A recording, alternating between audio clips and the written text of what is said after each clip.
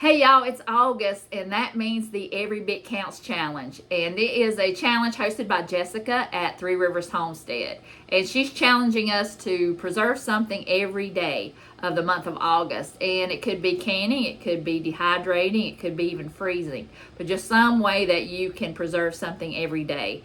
And I know I get a lot of anxiety if I have so much stuff to can or dehydrate or freeze, and I just shut down because I don't want to do it because I don't want to face all that work. But if you put it in little portions and do just one or two things every day, it's just a lot easier on your nerves anyway, for me anyway. Jessica was talking about that the other day in one of her videos, just how you break it down and just do a few things and it's just not overwhelming. So that's what I'm going to do this week.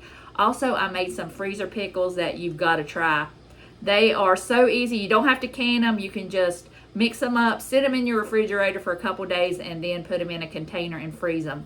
And I've had them up to a year and they've still been crunchy. So you've got to check out that recipe if you don't do any other recipes. So make sure you go check out Jessica's channel. I know you probably already have, but she has a large family and I don't know how she gets all this stuff done. So I will have her information linked down below in the description box. So I'll turn you around and let's see what we can get preserved for the month of August.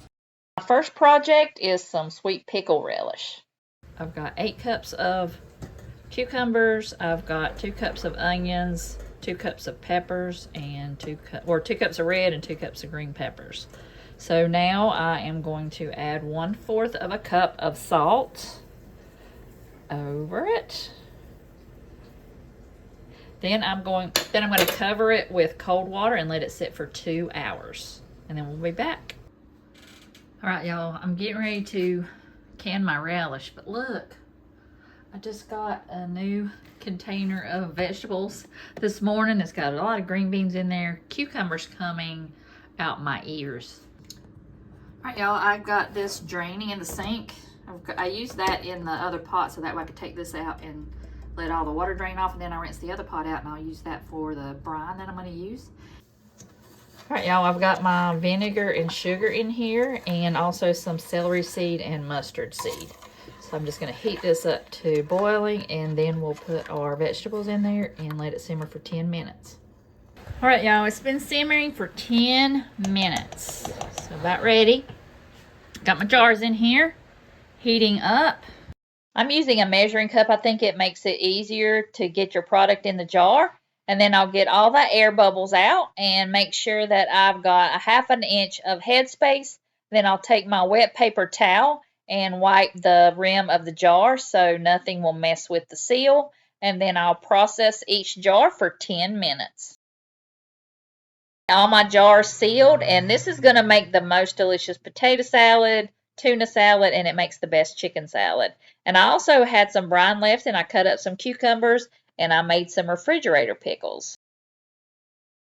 I got some green beans cleaned up from my garden and I'm just going to lay them on this sheet tray and just freeze those in a layer, and then I'll food save them when I get those frozen.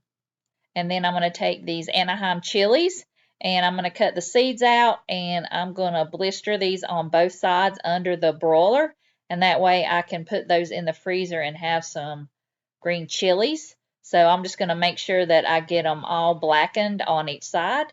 And now I'm going to take them and put them in a bowl, and then I'll cover it with some plastic wrap and let it steam, and it will loosen that charred stuff on the outside, and then we can peel them really easy.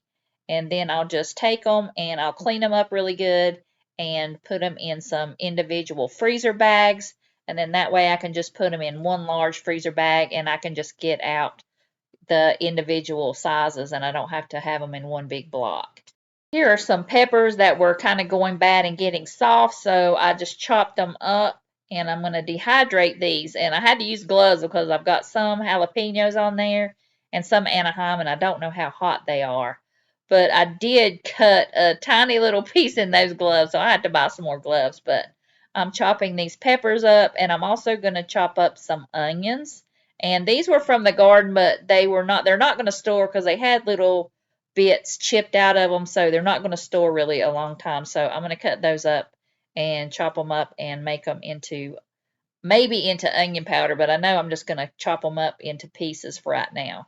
So I'll just dry those for about a day. And now they're dried, so I'm going to take them and put them in these jars. I've got one of these spice jars that I saved, and it's going to go perfect for those onions. And if I want to, I can make them into a powder, or I can just add these into soups and stews, or however I want to use them. Today I'm going to make one of my favorite pickled beets. I've already prepared the beets, and now I'm going to make up the brine. It's just 4 cups of vinegar. It's got 1.5 teaspoons canning and pickling salt, 2 cups sugar, 2 cups water. It does call for cinnamon sticks and cloves, but I don't add that. And it also calls for 4 to 6 onions. So I'm just going to mix up that brine. And I just cooked my beets and in water until they were softened, and then I peeled them, and now I'm just going to add the beets and the onions together with that pickling brine after I brought it to a boil. And now it's time to start canning. And it's very messy, so you want to make sure that you've got your counters covered up. I always make sure I cover them up with paper towels. And I also add a bowl underneath my jar, that way that it will catch all the mess, because pickled beets are messy anyway, and it can stain everything. And also, I'm messy, so I want to make sure that I've got all my bases covered. Okay, I'm just putting on my lid and ring, and I'm going to process these for 30 minutes in a water bath canner. And I've tried these beets, not using pickled beets, just making regular beets, and I didn't like them as much. These are some of our favorite things to can and to eat.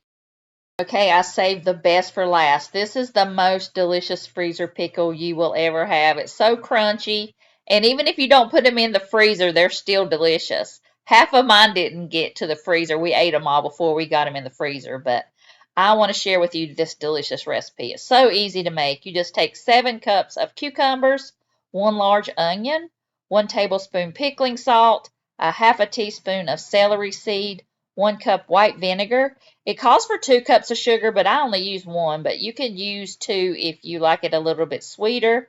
And just mix it up and put it in the refrigerator and stir it every day.